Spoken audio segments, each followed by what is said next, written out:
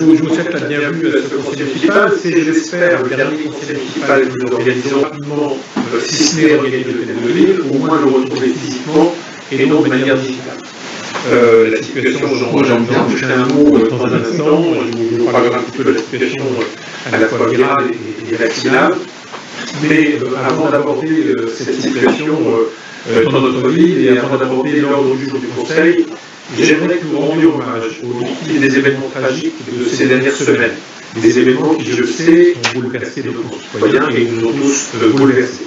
Je pense d'abord à Stéphanie, policière, victime d'une agression à caractère terroriste à l'accueil du commissariat de Rambouillet. Je pense ensuite à Chaynez, victime de la violence de son conjoint et assassinée parce que dans des conditions effroyables à Mérignac. Je pense à Eric, policier en Avignon, victime d'un coup de couteau mortel lors d'une intervention dans le cadre de la lutte contre le trafic de stupéfiants. On pourrait encore évoquer les victimes de double meurtre dans les Cévennes. Ces victimes n'ont évidemment aucun lien entre elles, mais la succession des faits contribue au traumatisme collectif et justifie assurément un renforcement des moyens de sécurité. J'y reviendrai dans un instant. Et je vous invite dans un premier temps à respecter une minute de silence à la mémoire de ces victimes. Je vous remercie donc de bien vouloir respecter une minute de silence.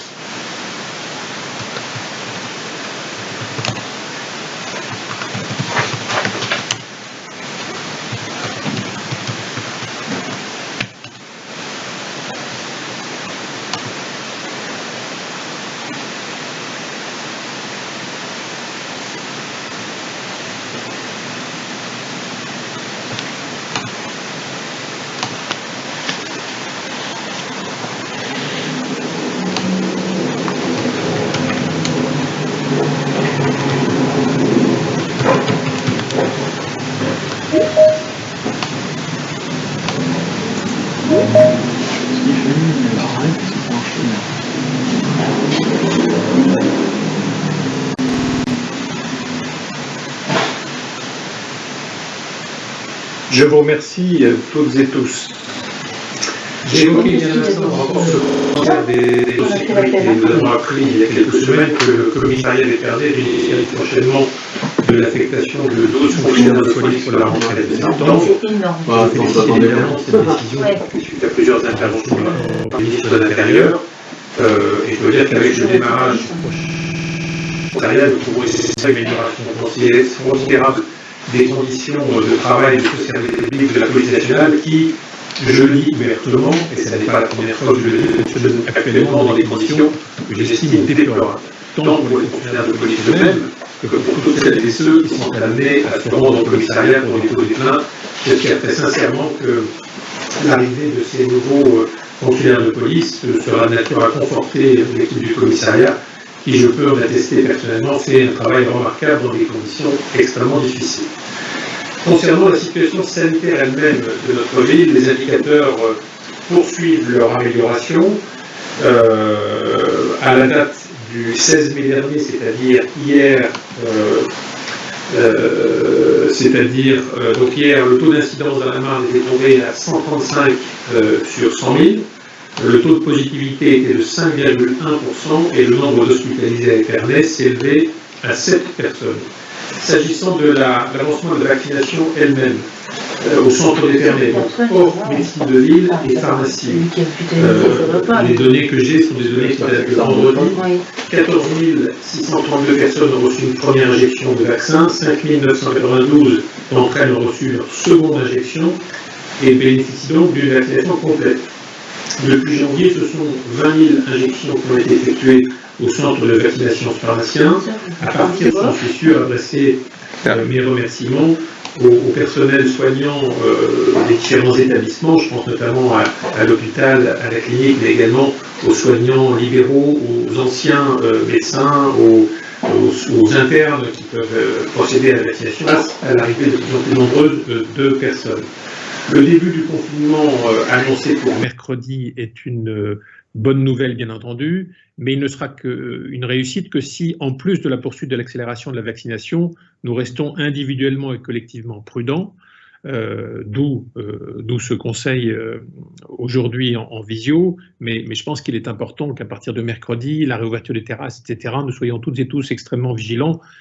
Il serait absurde, pour ne pas dire, oui, idiot, de provoquer par un relâchement trop brutal un redémarrage du virus, alors même que beaucoup d'entre nous en ont souffert.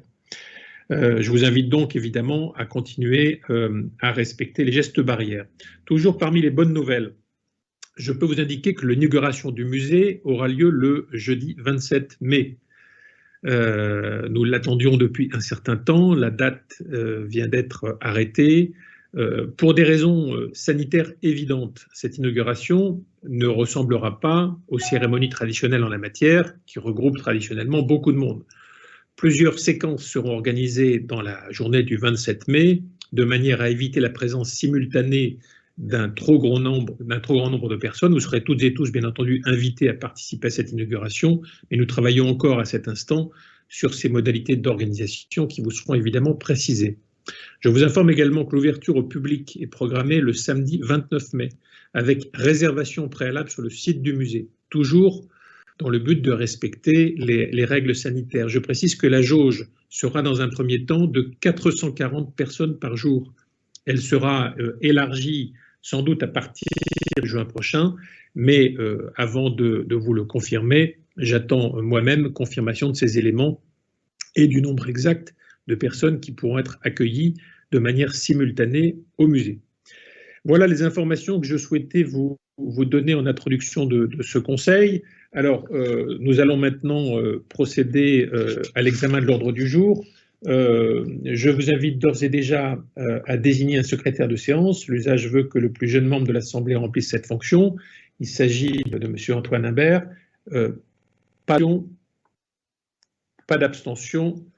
Donc, je vous propose de désigner Antoine Imbert comme secrétaire de séance et je passe la parole pour les premiers rapports à Moustapha Karim, notre conseil commençant par un certain nombre de mesures de soutien liées très directement à la crise et à ses conséquences sur un certain nombre d'acteurs de notre ville. Moustapha. Merci, Monsieur le maire et mes chers collègues. Je vous propose de reconduire pour l'année 2021 un certain nombre de mesures pour soutenir et accompagner les acteurs économiques, associatifs et touristiques du territoire. Il s'agit ici d'exonérer de redevances les titulaires d'un droit d'occupation du domaine public pour les enseignes Kakemono, la signalisation des restaurants, hôtels et maisons de champagne ainsi que les panneaux publicitaires du rugby club d'Épernay. Par ailleurs, d'exonérer de redevances les terrasses permanentes et d'accorder la gratuité pour les terrasses éphémères. D'accorder une remise de loyer proportionnelle à la durée d'arrêt de l'activité imposée par les autorités administratives aux titulaires d'une convention ou d'un bail avec la ville. Ces 4 mesures montrent le soutien que la ville et que la municipalité apportent pour la reprise économique. Merci. Y a-t-il des questions? Madame Deplanque, j'ai vu votre main levée.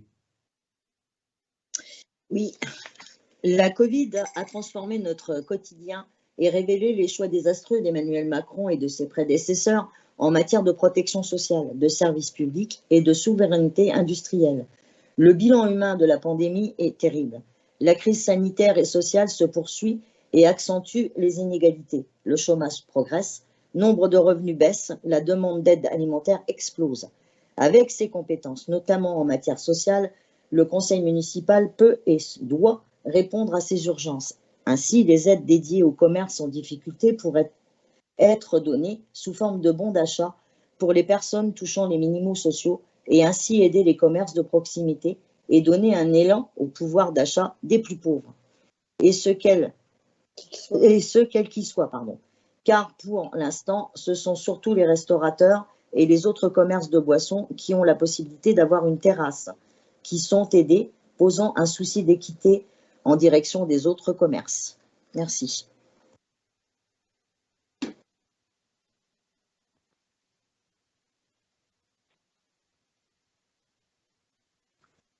Pas d'autres questions? Madame Deplanque, bon, je sais bien qu'on rentre dans une période électorale, mais je pense que l'heure n'est pas forcément à la polémique. Le moment venu viendra.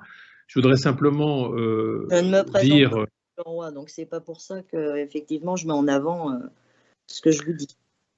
Oui, non, mais j'entends bien, mais ce sont des propos de nature électoraliste que vous tenez. On peut penser ce qu'on veut de ce qu'a fait le gouvernement. Il y a eu des échecs, c'est une évidence. Il y a eu aussi un certain nombre de mesures de soutien qui ont été apportées. Je crois pouvoir dire sans exagérer que des mesures de soutien importantes ont été accordées à de très nombreuses catégories de personnes, que ce soit sur la prolongation des droits sociaux dans un certain nombre de cas, que ce soit sur le chômage partiel, que ce soit sur les soutiens aux différents acteurs économiques touchés et empêchés de travailler, parce que la réalité est là, hein, ce sont des entreprises qui, pour certaines d'entre elles, ont été fermées par autorité de justice, par autorité de l'État, pardon, et il me semble normal que des mesures de compensation aient été accordées. Je crois que tout le monde s'accorde à reconnaître que si échec il y a pu y avoir sur un certain nombre de sujets, il y a eu aussi des soutiens importants, et d'ailleurs certains commencent à s'en plaindre, considérant qu'on a dépensé énormément d'argent public dans cette crise.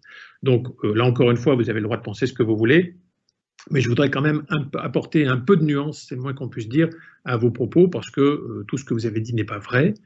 C'est votre version des faits.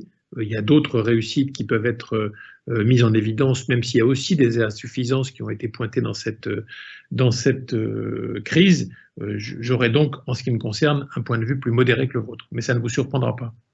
Y a-t-il d'autres questions ou d'autres interventions ? Je vous propose donc de voter le rapport qui vous a été présenté à l'instant par Moustapha Karim, le rapport 2.1. Des oppositions? Oui.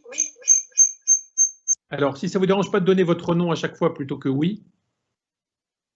Hélène Perrin. Madame Deplanque, j'imagine? Vous nous entendez, Madame Deplanque?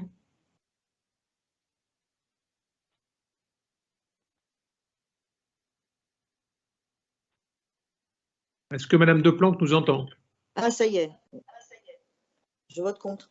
Votez contre. Y a-t-il d'autres votes contre? Y a-t-il des abstentions?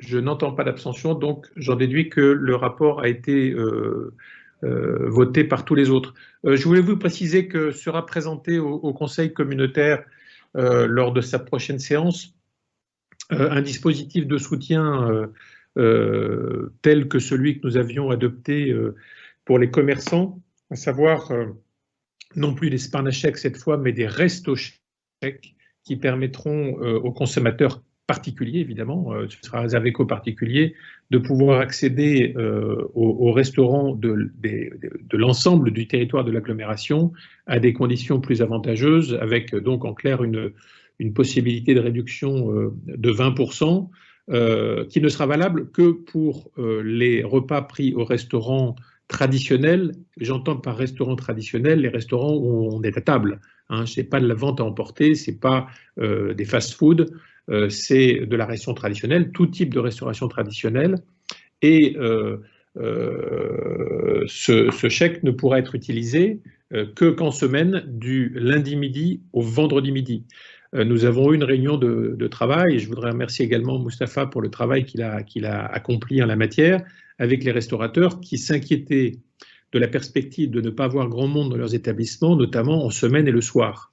Le midi, il y a un petit peu de volume, de repas d'affaires qui sans doute reprendront, mais ils sont très inquiets sur le service du soir. En revanche, ils ne sont pas inquiets sur les services du vendredi au dimanche, puisque la réouverture des frontières devrait permettre un retour des touristes. Donc cette mesure sera une mesure provisoire dans le temps.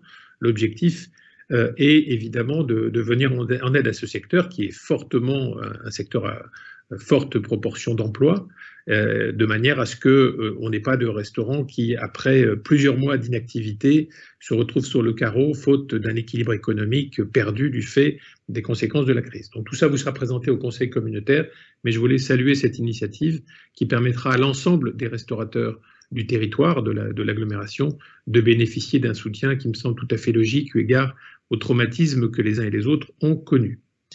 Je vous propose donc de passer au rapport 2.2, c'est toujours Moustapha Karim qui est à la manœuvre.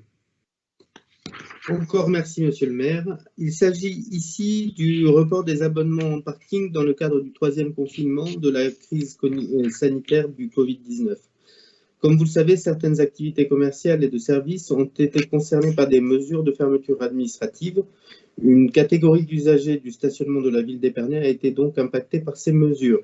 Je vous propose d'adopter les modalités de report ou de prorata correspondant à la période de confinement, telles qu'elles sont détaillées dans le rapport en votre possession.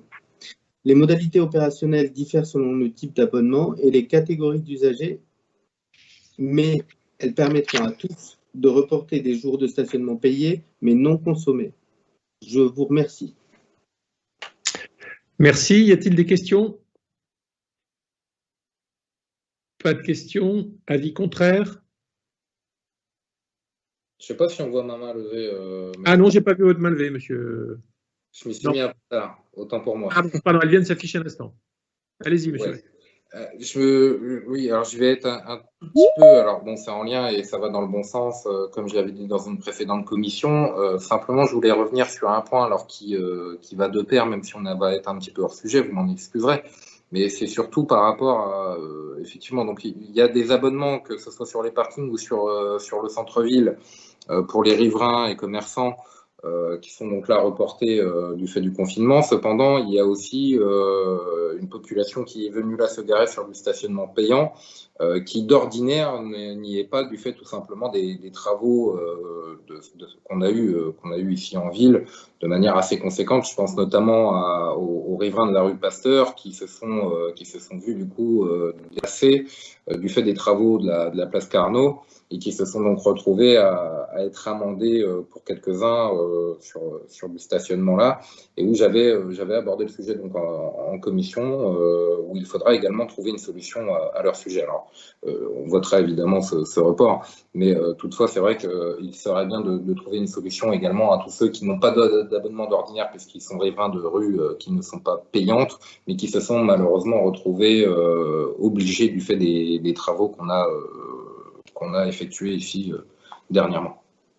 Alors, je suis un peu surpris par votre intervention parce que, en règle générale, quand on a des travaux qui sont effectués et que les habitants sont contraints d'aller se stationner sur un parc payant, c'est le cas par exemple des habitants de la rue Gambetta, le stationnement sur un parc payant leur est offert le temps des travaux. On l'avait fait sur d'autres rues également. Parce qu'effectivement, dans la mesure où les gens ne peuvent pas stationner dans leur secteur, ils sont contraints de se tourner vers souvent un parking payant. Alors quand effectivement on a un parking gratuit à proximité, il n'y a pas de difficulté. Mais généralement, on offre du temps de stationnement gratuit sur un espace. D'ailleurs, on a un rapport un peu plus tard qui vient sur un petit problème qui s'est posé sur le rapport 2.7. Mais des cartes de stationnement gratuits sont offertes aux riverains concernés le temps des travaux, le temps de l'impossibilité pour eux de stationner à proximité de chez eux. Donc on va vérifier ça, mais sachez qu'on prévoit systématiquement ce genre de dispositif. Merci. Pas d'autres questions? Avis contraire sur le rapport? Abstention? Le rapport est adopté. Nous passons au rapport 2.3, toujours Mustapha. Toujours merci, monsieur le maire. Monsieur le maire, mes chers collègues, il s'agit ici de la création d'un tarif municipal pour les concessions de places de stationnement. En effet, lorsqu'un bénéficiaire d'une autorisation d'urbanisme ne peut satisfaire à ses obligations de réalisation d'aires de stationnement, il peut être tenu soit de l'acquisition ou de la concession de places dans un parc privé de stationnement, soit de l'obtention d'une concession à long terme dans un parc public de stationnement existant ou en cours de réalisation et situé à proximité de l'opération. Je vous propose donc d'adopter la création d'un tarif municipal pour les concessions de stationnement d'un minimum de 15 ans que la collectivité pourrait octroyer. Il sera de 750 € par an pour le parc de stationnement fermé aérien et de 1 500 € par an pour le parc de stationnement souterrain. Je vous remercie. Merci. On est effectivement sur l'application du droit de l'urbanisme et du PLU qui ont pour objectif d'éviter notamment que des transformations de bâtiments en multiples logements se fassent sans stationnement, ce qui évidemment crée ensuite une pression très forte sur le stationnement. alors même que le PLU prévoit que toute construction ou tout aménagement de logement doit prévoir un minimum de logements à proximité du lieu de construction ou d'aménagement du logement pour garantir à chacun un stationnement de proximité. Y a-t-il des questions sur ce point? Je n'en vois pas. Avis contraire? Pardon? Moi, j'aurais eu une question. Madame Perrin, il y a de l'écho chez vous à chaque fois et vous avez d'avoir 2 postes d'ouvert ou quelque chose qui... Déjà tout à l'heure, quand vous vous êtes signalée présente, il y avait déjà de l'écho chez vous. Vous êtes avec votre micro, votre haut-parleur ou pas?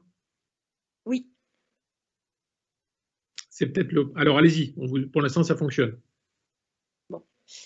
Quand quelqu'un transforme une bâtisse qui, à l'origine, n'avait qu'un logement et en fait 4 ou 5 dedans, est-ce qu'il a aussi l'obligation de prévoir un parking?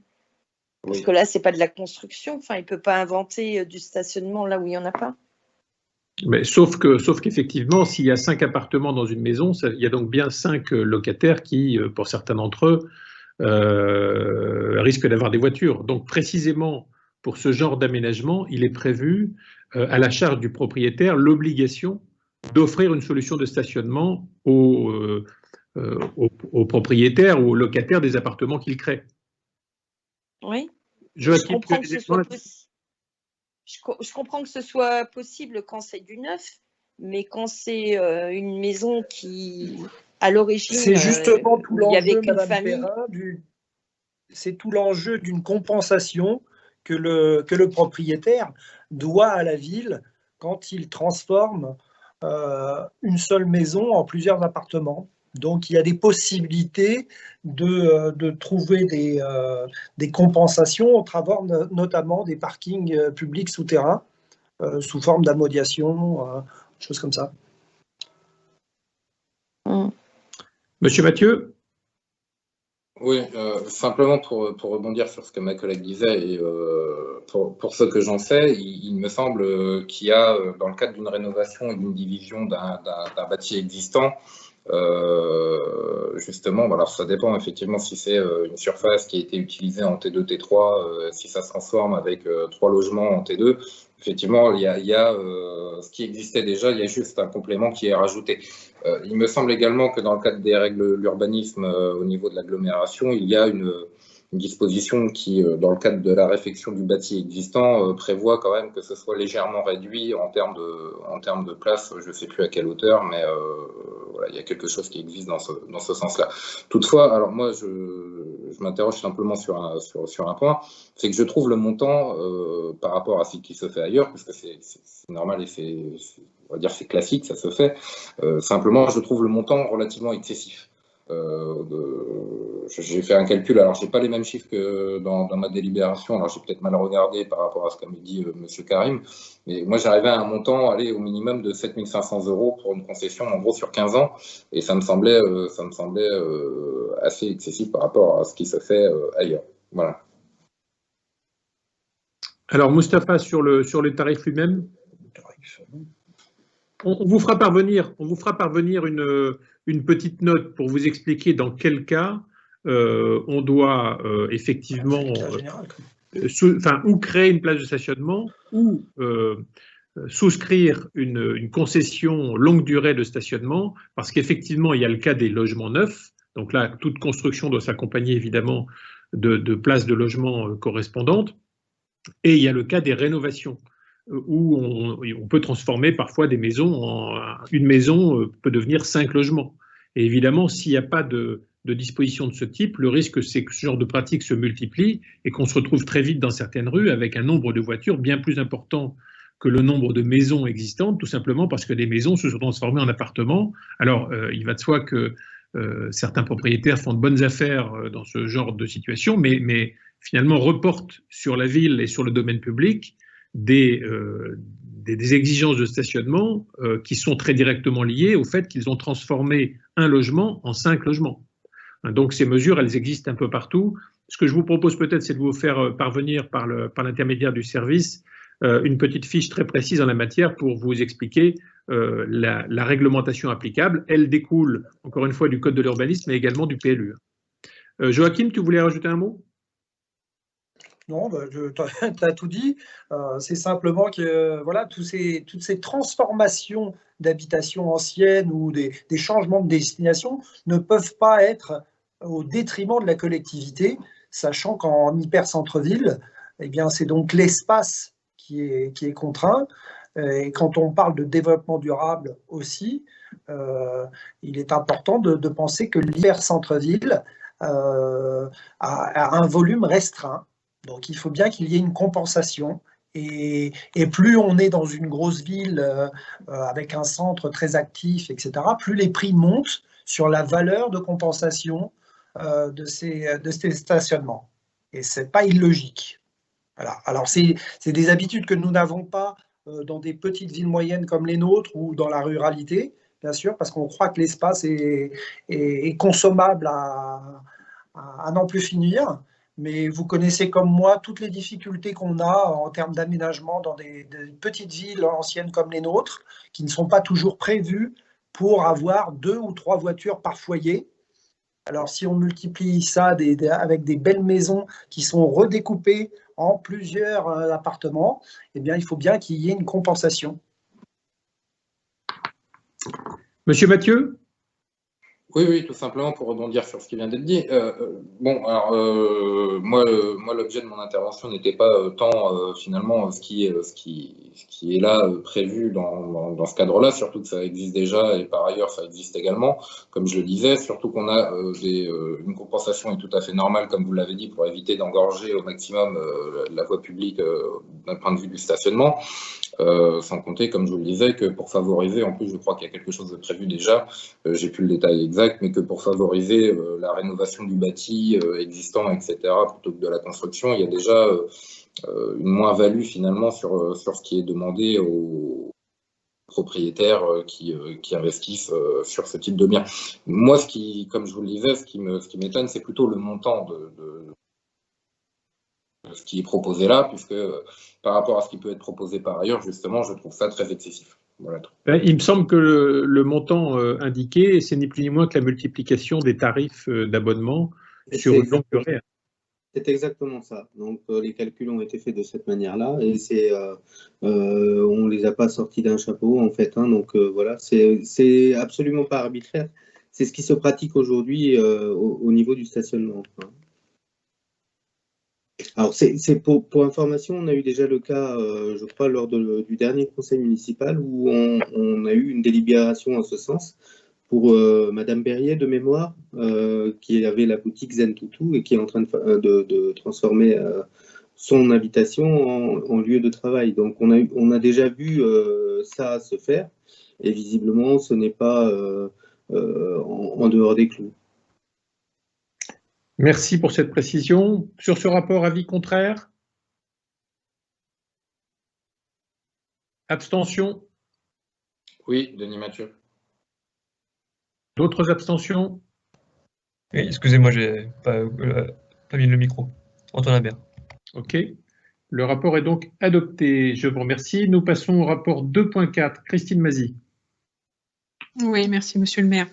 Cette première délibération concerne des créances éteintes. Les créances éteintes s'imposent à la collectivité lorsque plus aucune action de recouvrement n'est possible à la suite d'une décision de justice. Aussi, je vous propose d'éteindre, à la demande du receveur municipal, des créances qu'il n'a pas pu recouvrer pour un montant total de 6 997,22 € au titre des exercices courus de 2012 à 2020.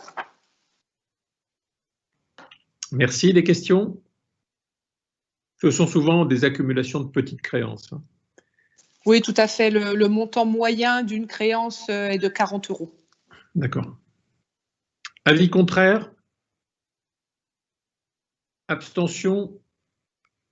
Le rapport est donc adopté. Nous poursuivons rapport 2.5. Christine Mazy. Oui, alors ce rapport concerne le mode de gestion du chauffage urbain. Je crois que Frédéric Girardin a une petite présentation à nous faire. S'il est en état de le faire, c'est possible? Oui, oui, je suis en état de le faire, Christine. Ouais, oui, pardon, enfin. Vous avez compris mon propos, pardon. Oui, bonsoir à tous. Techniquement, j'entendais, techniquement parlant, voilà. J'ai partagé l'écran, je pense que tout le monde doit l'avoir sur son écran. Oui, c'est bon. Oui. Alors peut-être oui, juste un petit rappel en fait. Hein. C'est vrai que je vais vous faire une présentation en fait du général en fait du réseau actuel, hein, son fonctionnement et son coût actuel en termes de facturation auprès des différents clients. On développera également la partie du réseau sur sa future extension et aussi la nouvelle unité de production de chaleur, ce qui permettra en fait d'évoquer en fait les tarifs qui seront proposés aux futurs clients ou clients actuels dans la future délégation de services publics. Juste rappeler le réseau. Alors le réseau de chauffage urbain a été créé en même temps que la construction du quartier de Bernou dans les années 70-75. Aujourd'hui, il fonctionne avec une production de chaleur à base de 3 chaudières gaz, dont 2 qui sont en mixte fuel pour pouvoir en fait produire quand même de la chaleur si on avait un problème d'approvisionnement en fait du gaz. Et en parallèle, on a une cogénération qui permet en fait, on est sur un gros moteur thermique. Ce gros moteur thermique est alimenté en gaz via son fonctionnement produit d'électricité. Et en parallèle, les fumées rejetées permettent de réchauffer le réseau et donc de fournir de la chaleur. Aujourd'hui, le réseau de chaleur permet d'alimenter 18 sous-stations.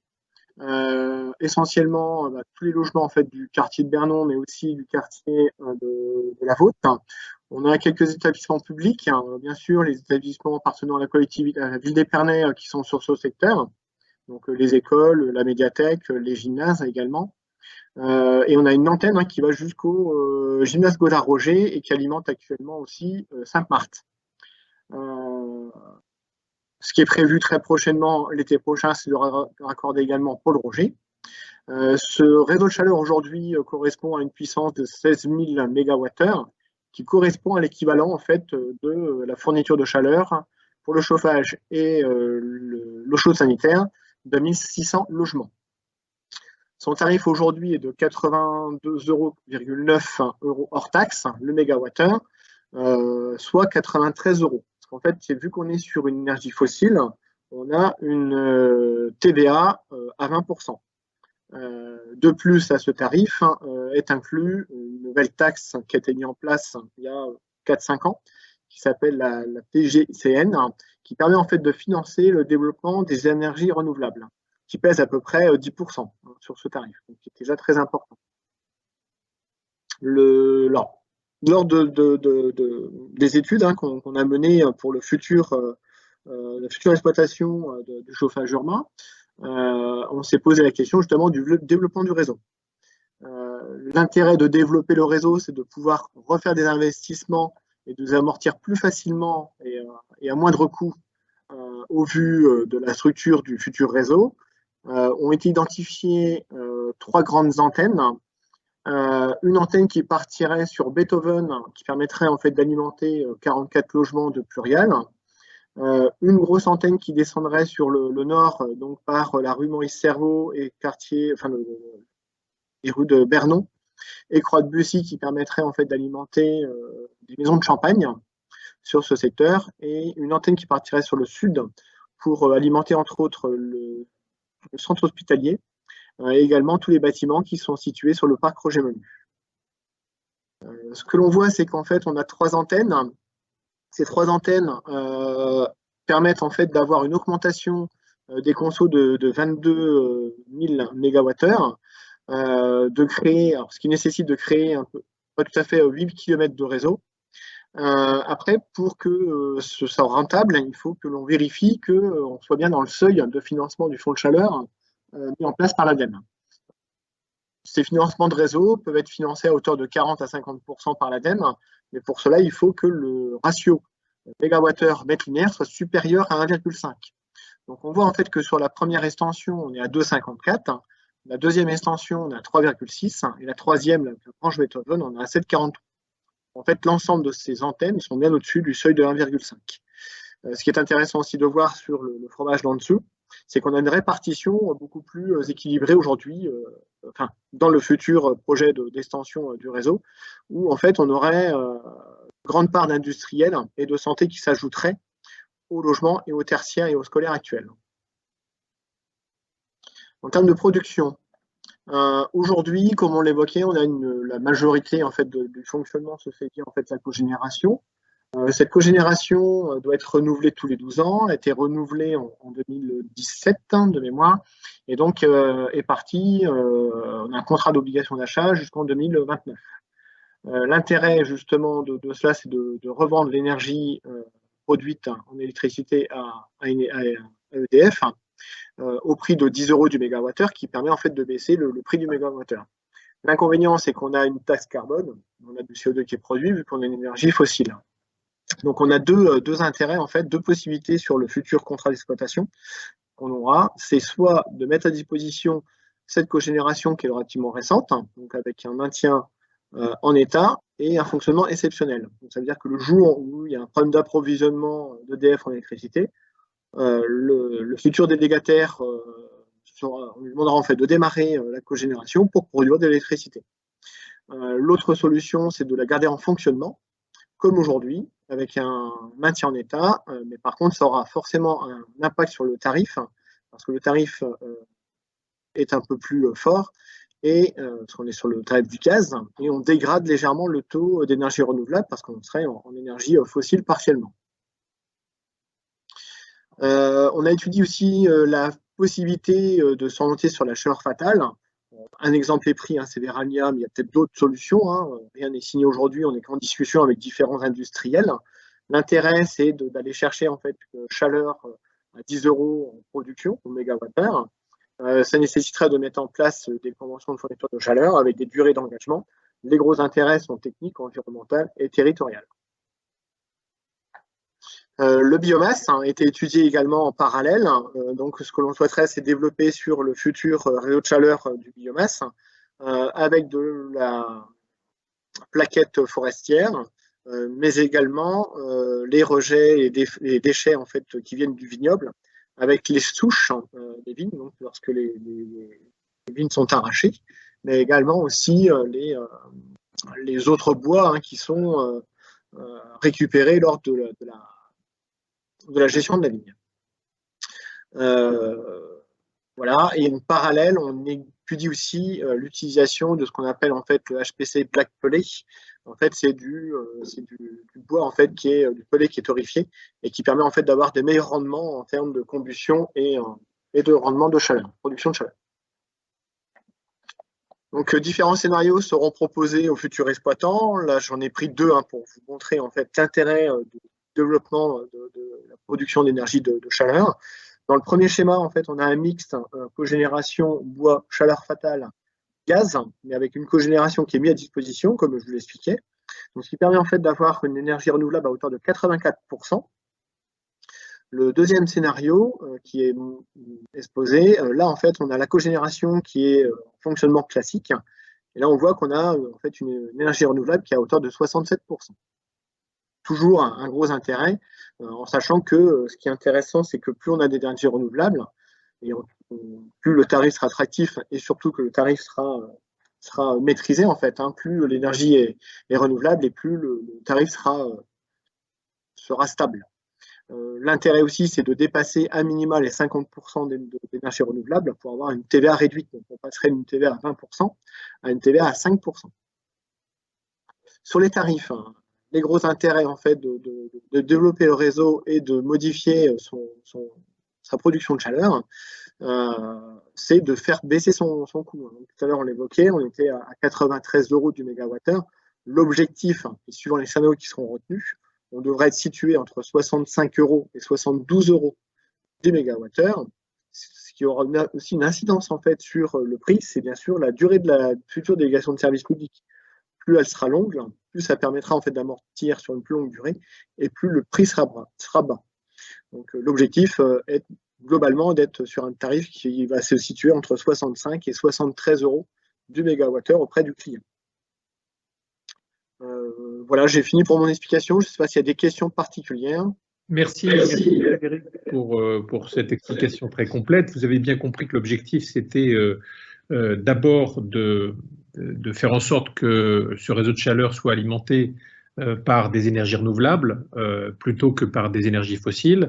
Ensuite, il y a une volonté évidemment de réduire l'empreinte carbone du territoire et c'est ainsi entre 6 000 et 7 000 tonnes de CO2 qui pourraient être économisées. Et puis évidemment, faire en sorte d'obtenir une tarification plus avantageuse pour l'usager qui sera à la fois plus réduite en termes de coûts, mais aussi plus stable, sachant qu'il y a un aléa sur le coût des énergies fossiles qu'on n'aura pas sur les énergies renouvelables.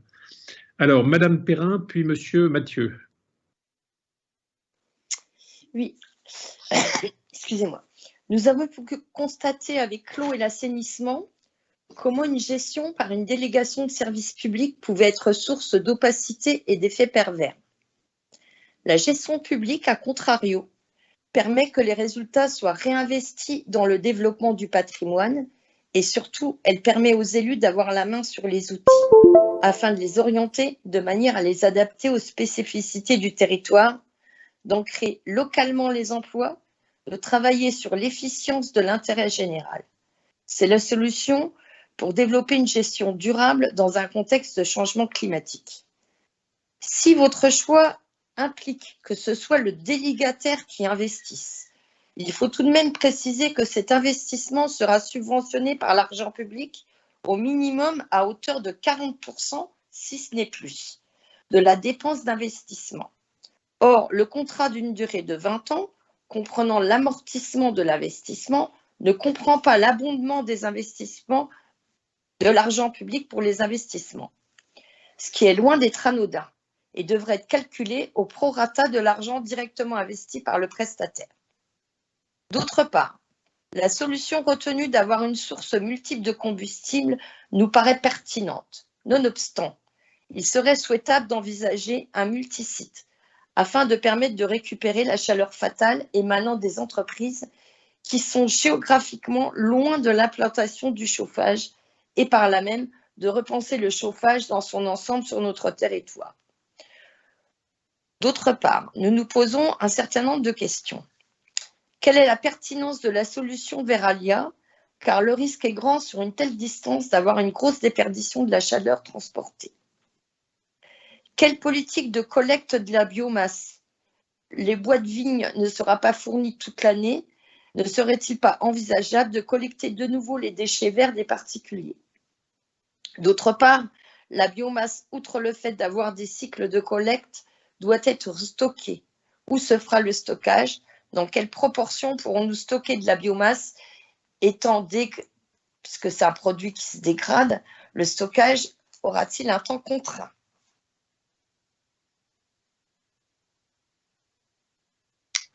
Merci. Monsieur Mathieu?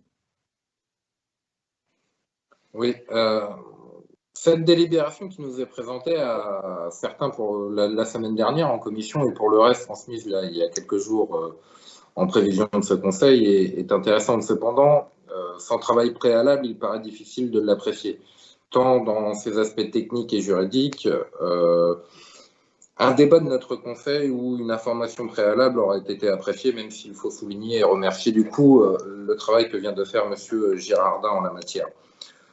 Vous nous proposez une délégation de service public montée en concession sur 20 à 25 ans, ce qui, je pense, mérite notre attention et un travail sérieux en amont, ce qui, malheureusement, dans le cas présent, semble compliqué. Toutefois, pour entrer un peu plus clairement dans le sujet, plusieurs questions se posent. Pourquoi une délégation de service public plutôt qu'une régie publique permettant la complète maîtrise des coûts d'investissement, etc. À l'image de ce qui se fait par ailleurs, d'ailleurs, comme notamment à Fontenay-sous-Bois. Hypothèse écartée, sans commentaire, en fait, dans cette délibération, là où partout sur les différentes propositions et sur les différentes hypothèses, vous avez pu émettre ici ou là, à tort ou à raison, en tout cas, quelques commentaires écartant ces hypothèses. Ce n'est pas le cas pour la régie publique. et donc pourquoi est-elle écartée de fait. De même, vous parlez donc des différents modes de gestion envisageables suivant le montage, mais je n'ai vu nulle part la possibilité d'une régie intéressée, par exemple, ou d'un affermage qui prévoit le paiement forfaitaire du délégataire plus un intéressement au résultat, ce qui nous permet quand même d'avoir un petit peu plus de contrôle et dans la gestion d'un tel réseau. De la même manière, pourquoi privilégier une procédure de restreinte plutôt qu'ouverte, celle-ci ouvrant l'appel à une plus grande concurrence et de fait à plus de propositions, sachant qu'en 2019, sur demande du ministère de l'économie et des finances, Bruno Le Maire, l'autorité de la concurrence avait rendu un rapport sur la concurrence dans le domaine, justement, plutôt surprenant, relativisant cette concurrence du fait de deux acteurs en particulier, qui avaient pris quand même pas mal de place, plus des barrières limitant dans les appels la possibilité des autres acteurs de participer à de telles offres.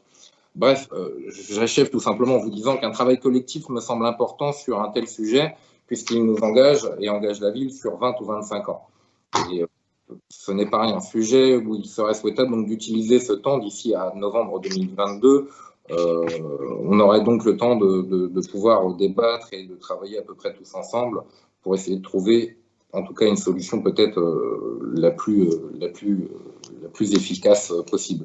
Par conséquent, il serait judicieux, au vu de la technicité et de l'importance d'un tel projet, de repousser à plus tard le vote d'une telle délibération, offrant à chacun la possibilité d'y travailler sérieusement avec toutes les informations nécessaires pour effectuer ce choix.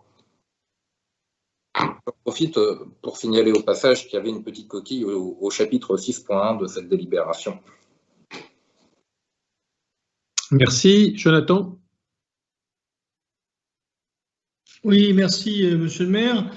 Je vais déjà répondre sur l'aspect environnemental et les demandes et les questions qui ont été posées, notamment par Hélène Perrin, sur l'approvisionnement de manière générale.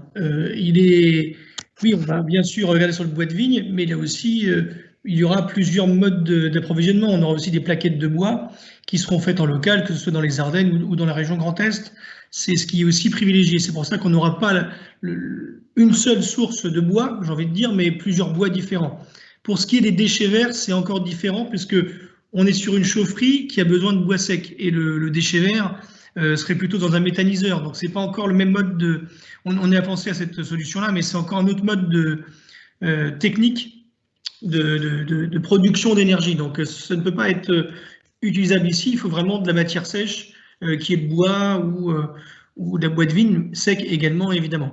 Donc c'est le premier point, sachant qu'on ne sera jamais à 100% de renouvelable, justement pour ces critères d'approvisionnement, où il peut y avoir des ruptures d'approvisionnement, il peut y avoir une pénurie de bois. Donc on a toujours, et puis aussi quand il y a des pics de chauffage, des pics de demande, il faut toujours une énergie assez rapide, comme le gaz, pour pouvoir être chauffer rapidement, soit de l'eau sanitaire, soit c'est surtout sur l'eau sanitaire qu'il y a des pics de consommation, évidemment. Donc ça, on va toujours garder une part d'énergie fossile, qui est le gaz, qui est évidemment qui produit moins de CO2 que le pétrole. On va sur le premier point. Pour ce qui est de Veralia, c'est une des pistes qui est étudiée, et aujourd'hui, elle n'est pas encore définitive. Il faut qu'on regarde justement quelles sont les projections que font les futurs délégataires sur la déperdition d'énergie. C'est vrai que Veralia est situé à quelques kilomètres, mais il y a aussi la concurrence, puisqu'il y a d'autres clients qui pourraient être intéressés pour cette chaleur fatale. Après, les réseaux qui seront créés seront évidemment hermétiques, je ne sais plus comment on dit, calorifugés, je crois, pour protéger la déperdition d'énergie et garder le chaud jusqu'au bout, jusqu'à la chaudière. Donc ça, c'est des choses qui seront à étudier, bien évidemment. Pour ce qui est du reste du territoire, on ne peut pas déployer l'énergie sur tout le territoire, et recréer d'autres postes ferait des coûts d'investissement, des coûts de gestion qui seront à prendre en compte. En revanche, dans le quartier Berge de Marne qui est à créer, on aura à regarder ça de près pour le futur aménagement, si on doit prendre de la géothermie, puisque l'eau de la Marne est située juste à côté. Donc on a là pour le coup de l'eau chauffée, on va dire, à quelques mètres, même pas à quelques dizaines de centimètres du sol. Donc là on pourra regarder ça et éventuellement chercher la chaleur fatale dans les autres entreprises qui sont dans ZI Nord. Donc ça, c'est des pistes à regarder, mais quand il y aura le quartier Berge de Marne qui sera un peu plus avancé.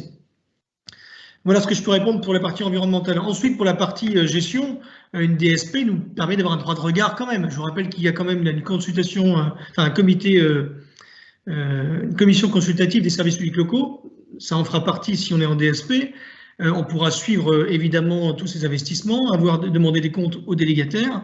Et puis, c'est aussi en confiance qu'on a fait cette étude avec un cabinet privé qui, lui, n'a pas de lien avec les uns ou les autres et qui a fait une analyse bien spécifique en fonction du mode de gestion qu'on veut avoir, mode de gestion technique avec une énergie renouvelable au regard de notre territoire. Donc, c'est des analyses qui ont été faites indépendamment et ce qui mérite d'avoir confiance à la prestation qui a été menée par notre bureau d'études. Moi, je n'ai pas d'inquiétude sur la DSP et si il y a un conflit, il y a des pénalités qui sont évidemment appliquées et le critère, c'est ce qu'on a demandé lors d'une commission, alors je ne sais plus qui y participait, mais là, avec ce délégataire, avec ce bureau d'études, on a demandé quand même qu'il y ait la prise en compte de la lutte contre la précarité énergétique, puisque on va approvisionner le quartier Bermond, comme toujours. On sait que les familles ne sont pas les plus fortunées de notre territoire, donc il faut qu'on ait une conscience de maintenir un tarif correct pour ces habitations. Donc, c'est un critère qui sera demandé dans le marché qui sera fait. Et aussi, évidemment, l'énergie renouvelable, comme l'a expliqué Frédéric Girardin, permet de baisser le coût de 20 euros par gigawatt. Voilà. Et je rappelle que ce mode pour revenir sur l'environnemental, le mode d'énergie renouvelable, c'est 6 à 7 000 tonnes de CO2 en moins. Donc, c'est un impact assez conséquent pour l'atmosphère haussmannienne. Merci, Monsieur Tissier. Oui, bonjour. Je voulais vous parler des berges de Marne en étude. Est-ce que il y a eu une étude de fait justement pour les centrales hydroélectriques? Non, mais pourquoi pas. C'est vrai que la loi est en train d'évoluer en ce moment avec la loi climat. Il y a beaucoup de choses sur l'hydroélectricité qui arrivent. Il y aura des amendements qui vont être apportés par le Sénat pour favoriser l'hydroélectricité. Après, ce n'est pas des grosses centrales avec des barrages, etc. Ça reste des petites turbines qu'on peut éventuellement positionner sur les côtés. Ça mérite d'être étudié parce qu'il y a des choses assez légères qui se font en Suisse, qui se font en Allemagne et qui sont très pratiques. Après, en Suisse et en Allemagne, ils n'ont pas toutes les normes administratives qu'en France, on nous impose. Donc, vous avez raison, il faut regarder ça de près. Moi, je n'évacue aucune solution parce que c'est le mix énergétique qui nous fera qu'on sera indépendant au maximum des énergies fossiles. Donc, il y aura la géothermie, la biomasse, le solaire, mais pourquoi pas l'hydroélectricité avec des petites turbines qui peuvent être assez efficaces avec un investissement assez faible. Après, il y a les contraintes administratives qui peuvent nous ralentir la procédure. Je voudrais préciser à M. Tissier qu'on n'écarte aucune piste a priori, même si l'hydroélectricité n'est pas forcément la plus facile à mettre en œuvre, compte tenu notamment des contraintes environnementales. Il faut des passes à poissons, enfin il y a toute une série de contraintes qui font que la Marne n'est pas forcément l'endroit idéal pour le faire. En revanche, notre politique, elle consiste, vous l'avez compris, à limiter l'empreinte carbone du chauffage urbain, à renforcer également l'isolation de l'ensemble de nos bâtiments, qu'ils soient publics, privés, pour réduire le besoin en énergie et également à produire de l'énergie à partir de nos bâtiments. On a entrepris un travail et côté ville et côté agglomération pour justement recenser le potentiel photovoltaïque de notre territoire parce qu'encore une fois, demain, et je pense que sur un quartier Berge de Marne, on peut imaginer que tous les bâtiments de Berge de Marne produiront leur énergie, au moins en partie. C'est une exigence aujourd'hui, ce seront des bâtiments qui nécessiteront déjà peu d'énergie, et le peu d'énergie dont ils auront besoin, on peut imaginer qu'avec le photovoltaïque notamment, ils produiront suffisamment d'énergie pour l'autoconsommer et donc limiter leurs besoins en la matière. Je voudrais dire à Madame Perrin qu'il ne faut pas être manichéen. Je sais bien que ça fait partie de vos habitudes, que pour vous, seul le public est bien et fait bien et que le privé fait systématiquement mal. Là, on est sur des travaux, sur des développements d'énergie renouvelable qui nécessitent une très grande technicité, un niveau de performance extrême qui justifie qu'on travaille avec le privé. Le privé a cette capacité de nous apporter de l'innovation, fruit de travaux de recherche extrêmement importants, qu'une collectivité comme la nôtre est dans l'incapacité totale de rechercher. Ça ne veut pas dire qu'on ne peut pas un jour arriver à une régie. Mais croyez-moi, ce sont des questions complexes, sont des questions qui nécessitent des investissements conséquents. Et il vaut peut-être mieux que ces investissements soient portés par le privé qui aura 20 ou 25 ans pour l'amortir, plutôt que portés par le public, sachant que si c'est le secteur public qui porte les investissements, ben, tout ce qu'on fait en matière de chauffage, c'est autant d'euros qu'on ne pourra pas mettre dans nos voiries, dans notre éclairage public, dans la modernisation de nos équipements publics, et évidemment, les sparnaciens seraient en droit de s'en plaindre. Donc l'idée d'une DSP concessive, c'est précisément de faire supporter par le privé les investissements, à charge pour lui de les amortir sur la période de gestion qui va avec, alors qu'une solution de type affermage qu'évoquait M. Mathieu laisse l'investissement à la charge de la collectivité, ce qui revient finalement à cumuler un certain nombre de handicaps. Il n'y a pas de solution idéale en la matière, mais quand on est dans un tel degré d'innovation, de recherche de performance, il faut aller chercher les compétences là où elles sont. En l'occurrence, si on a des services qui sont en capacité de gérer des bâtiments, aller transformer de l'énergie, enfin de la chaleur fatale, la collecter, l'amener dans un quartier, la répartir de manière performante pour qu'on puisse aussi bien chauffer un hôpital qu'une maison de champagne, que des milliers de logements, ça nécessite une grande technicité et je pense que la solution de la DSP est sans doute possible, une solution à ne pas écarter et même sans doute à privilégier. Donc voilà pourquoi nous vous présentons ce rapport, tout en sachant qu'on est au tout début de la procédure, qu'une procédure de DSP prend à peu près au minimum 12 mois, parfois 15, parfois 18, selon le temps nécessaire. C'est la raison pour laquelle on enclenche en quelque sorte aujourd'hui cette procédure, mais qu'on aura l'occasion évidemment d'y revenir et de vous tenir informé notamment des solutions techniques qui peuvent être préconisées, puisqu'on n'est pas sur une démarche fermée, mais bien sur une démarche ouverte à des propositions, et on peut tout à fait avoir des propositions un peu différentes de celles qu'on a imaginées. C'est l'avantage de la concurrence que de permettre justement la création d'une espèce d'émulation qui vient alimenter notre réflexion et jusqu'au jour où on choisit effectivement une solution plutôt qu'une autre. Monsieur Imbert a demandé la parole, puis Madame Perrin. Je ne sais pas si Monsieur Mathieu voulait encore la parole ou si c'était encore la main de levée tout à l'heure. Oui, non, j'avais oublié de la baisser, mais je la reprendrai bien, il n'y a pas de souci. Ok, donc Monsieur Imbert. Oui, merci Monsieur le maire. Je me permets du coup de revenir sur ce que disait Denis Mathieu sur la possibilité de reporter un peu cette délibération pour qu'on ait peut-être plus de temps de travailler sur le sujet. C'est un sujet important, je crois qu'on n'est pas tous experts sur le sujet, mais c'est un sujet sérieux et important. Donc ça mériterait quand même davantage de réflexion, notamment sur le mode de choix de gestion. C'est quel choix on veut pour quelle efficacité, quel résultat. Denis Mathieu parlait de Fontenay-sous-Bois. Là, je viens de regarder les chiffres. Fontenay-sous-Bois, qui est en régie, propose des tarifs inférieurs à 13% en moyenne des réseaux. C'est ce genre d'informations qui, moi, m'intéresse et je pense qu'on devrait peut-être prendre le temps aussi d'étudier. Je ne suis pas là pour opposer public-privé, ce n'est pas tant ça qui m'intéresse. Ce qui m'intéresse plus, c'est quel choix on va faire, mais pour quelle efficacité. Et surtout, on va engager la ville pour 20 à 25 ans. Donc, ça mérite un peu quand même de réflexion. Et puis, ce que je voulais faire une remarque aussi, c'était dans le rapport qui nous est présenté, notamment à la page 18, je vois origine de la chaleur. On va vers des énergies renouvelables et je crois que vous avez fixé un objectif à 70-75%. Mais là, la formulation, c'est écrit: le délégataire devra privilégier, le futur exploitant devra encourager, il est privilégié d'eux, il n'y a pas vraiment de caractère, j'ai l'impression, contraignant. Donc c'est ça aussi qui m'inquiète un petit peu, c'est de quelle façon ça va être rédigé pour qu'on soit certain que si c'est un délégataire, si on est en délégation de service public, qu'on ait bien un délégataire qui aille vers nos ambitions, l'ambition de la collectivité d'aller vers les énergies renouvelables.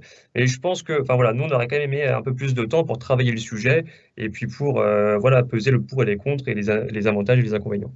Je vous remercie. Alors, le verbe devoir fixe quand même une obligation. Hein. C'est pas. Oui, c'est vrai. Il devra, ça veut dire que c'est une obligation. Mais là, pour l'instant, il n'y a pas de évidemment, si vous voulez. C'est quand même au conditionnel, quoi. Oui, voilà, c'est quand même au conditionnel. C'est pas, je trouve que c'est pas très. Voilà, il y a quand même, ça laisse des portes de sortie pour dire qu'on n'a pas atteint les objectifs. Si les solutions qui sont proposées ne sont pas satisfaisantes, on n'a aucune obligation de faire droit à ces propositions. Ce qu'on souhaite en exprimant de la sorte notre ambition, c'est d'encourager les entreprises qui pourraient répondre à cette DSP à être ambitieuses en la matière. Dans le processus de sélection, il va de soi que les plus audacieuses, les plus performantes en matière d'énergie renouvelable auront un avantage par rapport à celles qui le sont moins. Donc on a une capacité de choix. On aura évidemment un groupe de travail qui suivra cette DSP. Des élus d'opposition en feront partie, comme ça a été le cas dans toutes les délégations publiques qu'on a pu gérer, ou au niveau de la ville, ou au niveau de l'agglomération, justement pour aller titiller les candidats éventuels et les pousser à être plus performants qu'ils pourraient spontanément l'être s'ils n'avaient pas justement cette pression sur le dos. Madame Perrin ? Oui, alors, à chaque fois, vous me dites que je suis manichéenne, mais je sais quand même qu'à un moment donné, une entreprise privée, elle n'est pas là pour être philanthrope, elle est là aussi pour faire du bénéfice. Mais c'est pas choquant en soi. Voilà. Non, c'est pas choquant en soi, mais un service public, le bénéfice, il le réinvestit. L'argent, il leur fait travailler pour tout le monde. Il n'abonde pas des personnes privées. Madame Perrin, c'est une chose, si vous permettez que je finisse, merci. Oui. D'autre part, il y a le golf. Le golf, c'est pareil, il est quand même dans une zone où il y a des entreprises. Peut-être voir aussi pour qu'il ait un coût moindre en termes d'environnement et qu'il soit un peu plus écologique de réfléchir à son mode de chauffage. Et puis, vous parliez de mettre les entreprises en concurrence. Là, pour le moment, il n'y a qu'un délégataire. On ne voit pas de concurrence, on ne voit pas de projet alternatif. En plus, c'est un projet qui, quand même, reste assez flou, qui n'est pas encore creusé. Donc, pourquoi, si vous tenez tant à passer par des entreprises privées, à en mettre 2-3 en concurrence et à juger sur les différents projets qui nous seront présentés? Alors, on est au début du processus, c'est-à-dire qu'aujourd'hui, on acte le principe d'une gestion déléguée. Mais aujourd'hui, on ne choisit pas les entreprises pour la simple et bonne raison qu'elles n'ont pas encore commencé à concourir, que le cahier des charges n'est pas encore totalement rédigé, qu'on a simplement une étude qui a été cofinancée avec l'ADEME pour examiner le potentiel en la matière. Donc on est au tout début du processus. Croyez-moi, il y aura plusieurs entreprises intéressées puisque ce sont des marchés sur lesquels il y a une certaine forme d'expertise dans le secteur privé en France. Concernant, encore une fois, le choix de la délégation de service public, concessive, elle a pour principal avantage de faire porter le financement, qui est un financement extrêmement lourd, sur le concessionnaire. Monsieur le maire, excusez-moi, mais le financement, il sera au moins à 40% fait de subventions, au minimum, si ce n'est pas plus. Donc là, c'est pas quand même comme s'il finançait le truc à 100%. Mais qu'est-ce qui vous permet de dire ça, Madame Perrin? Est-ce que, vous qui travaillez à la région, quand on a fait la DSP concessive sur la fibre optique, on pensait devoir mettre 50% à 60% de la somme en investissement. Finalement, le privé a financé le déploiement de la fibre à hauteur de 85%, ce qui a fait économiser des centaines de millions d'euros à la région, aux 10 départements du Grand Est et aux EPCI, dont le nôtre. Donc, quand on arrive à faire financer un équipement aussi lourd par le privé, on économise de l'argent public au niveau de l'investissement et ça permet, en économisant cet argent public, de faire autre chose. Hein, il ne s'agit pas de thésauriser cet argent, il s'agit simplement de se dire, ben voilà, des réseaux de chauffage, c'est quand même quelque chose qui nécessite une grande technicité et un niveau de performance très élevé qu'on aurait du mal à financer de notre point de vue. Et si surtout on fait de l'aménagement de ce réseau de chauffage urbain notre priorité, si on le fait en régie, ça veut dire que pendant 3 ans, on ne fait plus rien d'autre. On ne fait plus une rue d'Épernay. Vous serez la première à contester le fait qu'on abandonne nos rues, nos voiries, notre éclairage public, nos aménagements urbains. Donc, répartissons-nous les rôles. L'avantage de la délégation de services publics concessive, c'est de faire porter l'investissement sur un secteur donné qui nécessite une grande technicité que le privé a plus que nous, donc de faire porter l'investissement privé sur cette priorité, la ville se réservant évidemment d'autres priorités qui sont aux yeux des Sparnassiens tout aussi importantes. Monsieur Mathieu? Oui, moi j'en reviens parce que, bon, mine de rien, il y a plusieurs questions que je vous ai posées tout à l'heure dans mon propos qui sont restées sans réponse, et je remercie au passage mon collègue Antoine d'en avoir rajouté et d'avoir rappelé en tout cas l'une d'elles. Il me semble que sur un sujet comme celui-ci, si vous voulez, on ne peut pas manquer d'informations avant de prendre une décision, ce qui est clairement le cas à l'heure actuelle. Et donc, d'ici à un prochain conseil municipal, il ne me semble pas exagéré d'imaginer qu'on puisse organiser à la fois une réunion d'information, un débat en la matière. Comme je vous le disais, alors je vous parlais tout à l'heure de l'affermage, je vous ai parlé également de la régie intéressée, ça peut très bien passer par une délégation de service public. Ces deux montages sont tout à fait possibles dans ce cadre-là. Dans tous les cas, il nous manque énormément d'informations, ce n'est pas là en un week-end, si vous voulez, monsieur le maire, et vous l'imaginez, vous avez également une vie de famille, une vie professionnelle et d'autres activités qui vous occupent en l'espace de 2-3 jours, c'est notre cas également. Et vous imaginez bien qu'un tel sujet ne peut pas être abordé comme ça, sur lequel on devrait pouvoir se prononcer sans avoir l'ensemble des informations. C'est le cas à l'heure actuelle. Voilà, il semble tout simplement que il me paraît, en tout cas, plus opportun de repousser à une prochaine fois cette délibération, en tout cas le vote de cette délibération à un prochain conseil municipal, et dans le temps intermédiaire, tout simplement organiser à la fois une réunion d'information, un débat sur le sujet, puisque, effectivement, comme je vous l'ai dit tout à l'heure, vous avez écarté directement la régie publique. Alors, je suis d'accord avec vous pour dire que la technicité d'un tel réseau, tout ce que cela comporte, nous n'avons pas, nous, à l'échelle de la collectivité, peut-être à l'heure actuelle, la capacité de passer en régie publique. Toutefois, vous l'avez écarté sans même un commentaire dans cette délibération. Vous n'avez pas abordé donc l'affermage, la régie intéressée dans le cadre d'une délégation de service public. Pourquoi, à ce moment-là, donc, c'est pareil, hein, une question. Pourquoi privilégier une procédure restreinte dans le cadre de l'appel d'offres plutôt qu'un appel ouvert qui permettrait à toute société tout simplement de pouvoir participer à cet appel? Comme je vous l'ai dit, il y a eu un rapport qui a été fourni par l'autorité de la concurrence pour dire que justement la manière dont étaient faits ces appels d'offres sur ces compétences-là avait déjà tendance à amener justement une espèce de relativiser tout simplement cette concurrence à 2 acteurs, puisque tout le reste en était quasiment d'office écarté, du fait tout simplement de ce genre de procédure. Et donc on met de côté finalement la possibilité que d'autres acteurs, je pense notamment à Corian, Index et consorts, puissent participer à une offre comme celle-ci, et en tout cas puissent nous proposer quelque chose.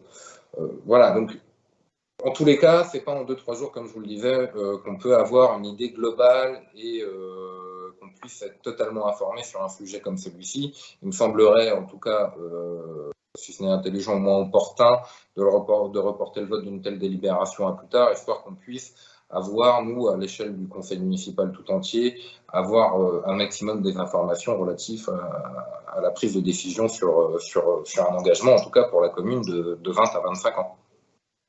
Non, mais je voudrais préciser, monsieur Mathieu, qu'on n'est pas là en train de choisir une entreprise, à sélectionner des entreprises, à définir un cahier des charges. On est très en amont. On est très en amont.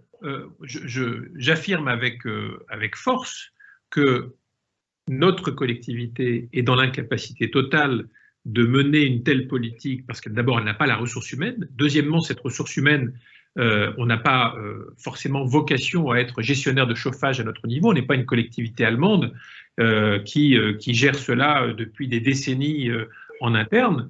Il se trouve qu'on a des sociétés puissantes en France qui sont parfaitement capables de faire ce genre de choses, et que si même on devait décider de mener l'ensemble de la réflexion au niveau interne, on serait obligé d'avoir des prestataires de services qui seraient les mêmes que ceux qui, en l'occurrence, seront les éventuels concessionnaires.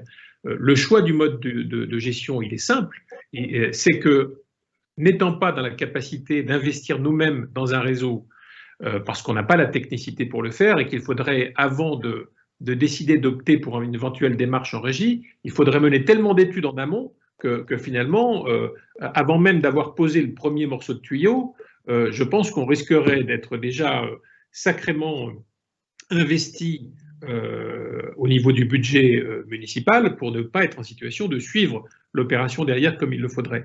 Je pense qu'il faut que chacun ait conscience de son positionnement et de son cœur de métier. Gérer un réseau de chauffage, pas forcément le cœur de métier d'une collectivité. Concevoir un réseau de chauffage basé sur 70 à 80% d'énergie renouvelable, avec la complexité de la situation, avec la vitesse d'évolution des énergies renouvelables. Voilà, c'est vraiment le métier du monde du privé, dont c'est le cœur de métier, c'est pas le métier d'une collectivité comme la nôtre. Et qui plus est, si on s'engage là-dedans, on ne ferait plus rien à côté. Et vous serez les premiers à nous le reprocher. Donc, gardez les pieds sur terre, on ne peut pas s'engager là-dessus. On n'est pas dans un réseau de bus. On n'est pas dans un domaine dans lequel on maîtrise le sujet depuis 30 ans. L'eau et l'assainissement, on est passé en régie, comme vous le savez, on passe en régie en ce moment. Pourquoi? Parce qu'on a acquis une technicité qui nous permet, en tout cas c'est notre ambition, de faire aussi bien que le privé. Dans un domaine comme celui-ci, on est absolument incapable de le faire aujourd'hui. Peut-être qu'en dans 15 ans, on aura cette capacité, mais aujourd'hui on ne l'a pas.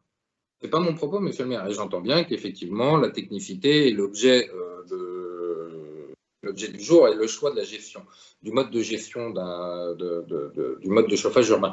Et je vous renvoie à ce que je vous ai dit depuis tout à l'heure. Mon propos n'est pas de dire il faut absolument passer en régie publique, il faut absolument... C'est pas mon propos. Je vous parle depuis tout à l'heure tout simplement qu'il nous manque des informations pour faire un choix éclairé sur un choix du mode de gestion, tout simplement. Je ne vous parle pas de toute manière depuis tout à l'heure de ce que je pense de Dalkia ou de Engie ou de Corian, ce n'est pas mon sujet. Si ça l'était, et quand ça le sera, je vous ferai part de mes avis en la matière. Il n'y a pas de souci. Et croyez bien qu'en ce qui concerne Dalkia, ils sont salés. Mais en attendant, ce n'est pas le sujet du jour. Je vous dis tout simplement que là, à l'heure actuelle, il y a des modes de gestion qui sont, comme d'autres que j'ai cités tout à l'heure, qui n'ont pas été abordés dans le rapport qui nous a été là présenté, que de toute manière, nous n'avons pas toutes les informations. Vous parlez d'un investissement à hauteur de... et c'est la première fois, moi, pour ma part, que je vois ce rapport qu'a présenté tout à l'heure M. Girardin. Je le remercie une nouvelle fois. On parle d'un investissement pour les trois parties de réseau rajoutées qui serait de 7 millions. Ça coûte toujours moins cher qu'un ballon, monsieur Leroy. Moi, en ce qui me concerne, là, à l'heure actuelle, je vous dis tout simplement qu'on n'a pas encore eu assez d'informations et qu'on n'en avons pas assez discuté, tout simplement pour pouvoir avoir à faire un choix éclairé en la matière. Et je parle du mode de gestion, tout simplement. Je ne parle pas ni du délégataire, ni d'autre chose. Je vous dis tout simplement qu'entre la manière, entre le choix tout simplement du mode de gestion, du mode de chauffage urbain, mais également de la manière dont vous souhaitez passer cet appel d'offres de façon restreinte, encore une fois, comme je vous le disais, je trouve ça dommage. Si ça peut tendre à la limite après d'un point de vue juridique tout simplement vers un mode de gestion en régie particulière qui nous permette d'avoir un minimum de contrôle et contraindre le délégataire derrière à avoir le résultat ce vers quoi la collectivité tend, ça ne poserait pas de problème. Maintenant, je dis tout simplement, nous n'en avons pas assez discuté, nous n'avons pas eu assez d'informations pour pouvoir avoir à nous prononcer de manière éclairée sur le sujet. Voilà l'objet tout simplement de mon propos. J'ai bien compris. J'ai bien compris. Jonathan. Oui, merci. J'aimerais donner quelques précisions, notamment à Hélène Perrin, sur les subventions et répondre en partie aux interrogations de M. Imbert et M. Mathieu. Alors, pour Hélène Perrin, les subventions, bien entendu, seront intégrées au mode de financement. C'est-à-dire que les entreprises ne vont pas dire on prend les subventions et on ne les compte pas dans le tarif. C'est pour ça qu'on demande aux futurs délégataires, ou en tout cas aux propositions qui seront faites, d'aller chercher le maximum de subventions, ce qui permettra de réduire évidemment le coût pour la DSP ou le coût pour le particulier. Donc vraiment, ce que vous dites est faux. Il faut que les subventions soient évidemment intégrées dans le calcul de notre coût financier, que ce soit le particulier ou nous directement en collectivité. Donc ça, il n'y a pas de souci là-dessus, et on sera très vigilant là-dessus pour qu'on aille chercher le maximum et que ce soit bien évidemment pris en compte dans le tarif. Pour ce qui est du choix des modes de gestion, j'essaie de lire un petit peu le détail de la délibération qui nous est précisé. Il y a bien le rapport qui est joint avec le détail de pourquoi on n'a pas été s'orienter sur tel et tel mode de gestion. Alors, je ne sais plus qui était présent à la commission cadre de vie, mais on n'a pas eu de questions en ce sens-là lorsqu'on a présenté la délibération. On aurait pu apporter peut-être des précisions plus techniques, rentrer dans le détail de pourquoi ce mode de gestion et pas un autre. En tout cas, moi, je m'engage, si vous en êtes d'accord, enfin, ça appartient au maire de retirer ou pas la délibération. Moi, je pense si on la retire, on sera en retard dans les délais pour changer le mode de gestion. En tout cas, moi, je m'engage à ce qu'on fasse une commission très rapidement avec les membres de la commission, mais élargie aussi aux membres du conseil municipal, et éventuellement avec le bureau d'études qui nous a accompagnés, pour qu'on rentre dans le détail et qu'on explique un petit peu les orientations qui ont été prises, parce qu'elles sont détaillées ici, mais ça mérite certainement un échange qu'on aurait pu avoir lorsqu'on a fait la commission, puisque le bureau d'études était présent. Mais on peut refaire l'opération pour vous rassurer. En tout cas, il n'y a aucun souci de mon côté. Bien, je vous propose de voter ce rapport. Qui est contre? Donc, dans le sens de ce que je vous disais tout à l'heure, monsieur le maire, on ne participera pas au vote, puisque, comme je vous le disais, il nous semblerait opportun, en tout cas, d'avoir un maximum d'informations, en tout cas, des informations plus complètes avant de nous prononcer sur ce rapport, et donc, par conséquent, nous ne prendrons pas. D'accord. Donc, monsieur Mathieu et monsieur Imbert ne prennent pas part au vote. Avis contraire? Perrin. Madame Perrin. Madame Deplanque aussi? Oh oui, Madame Deplanque aussi. Elle n'arrive pas à ouvrir son... Abstention? Le rapport est donc adopté. Nous poursuivons le déroulement du Conseil. Nous en arrivons au rapport 2.6. Christine Mazy. Alors, le rapport 2.6, par délibération en date du 20 mars 2017, la ville d'Épernay a accordé la garantie d'un emprunt à hauteur de 50% à l'association Le Cercle Athlétique d'Épernay, afin d'acquérir un bâtiment qui est situé 53 rue de l'Hôpital et d'y effectuer des travaux nécessaires à la pratique de ces activités. En raison des conditions sanitaires défavorables de ces derniers mois, l'association souhaite décaler de 6 mois le remboursement de son prêt auprès de sa banque. Je vous propose donc d'accorder la prolongation de la garantie d'emprunt au Cercle Athlétique d'Épernay afin de lui permettre d'augmenter la durée de son crédit de 6 mois. Cela n'a aucune incidence financière pour la ville, bien évidemment. Merci. Pas de questions sur le rapport? Avis contraire? Abstention? Le rapport est adopté. Nous poursuivons. Je crois que c'est toujours Christine. Oui, je poursuis. Donc, il s'agit d'un remboursement de frais de fourrière automobile, ce qui a été évoqué tout à l'heure lorsque l'on a parlé du parking. L'esplanade Charles de Gaulle s'est vue occupée par différentes tranches de travaux courant avril. La police municipale a été requise pour une intervention auprès de 2 véhicules en stationnement gênant situés sur une zone temporairement interdite par arrêté municipal afin d'autoriser les études de l'INRAP. Le propriétaire des deux véhicules qui ont été enlevés par la fourrière bénéficie d'un droit de place sur l'esplanade et n'a pas été en mesure de prendre connaissance des changements de date et de l'emprise concernée par les travaux. Je vous propose donc d'accorder le remboursement des frais de mise en fourrière à hauteur des dépenses engagées, soit 126,54 € par véhicule. Merci. Effectivement, il nous a produit des éléments démontrant sa parfaite bonne foi et donc il était normal que nous puissions l'indemniser ou le rembourser. Pas d'opposition? Pas d'abstention? Le rapport est adopté. Nous poursuivons avec le rapport 2.8, Christine. Oui, donc là, il s'agit de la modification du tableau des effectifs. Donc, je vous propose de modifier le tableau des effectifs afin de permettre la création, d'une part, d'un poste de directeur général adjoint des services à temps complet qui coordonnera l'organisation des services de la direction des affaires générales, et également la création d'un poste de chef de service entretien et restauration à temps complet qui assurera la coordination et la supervision du travail des équipes d'entretien-restauration des écoles, ainsi que l'encadrement direct des 2 chefs d'équipe. Merci. Pas d'opposition? Pas d'abstention? Le rapport est adopté. Nous poursuivons avec le rapport 2.9. Alors, il s'agit d'une attribution de subvention à une association. Je vous propose d'attribuer une subvention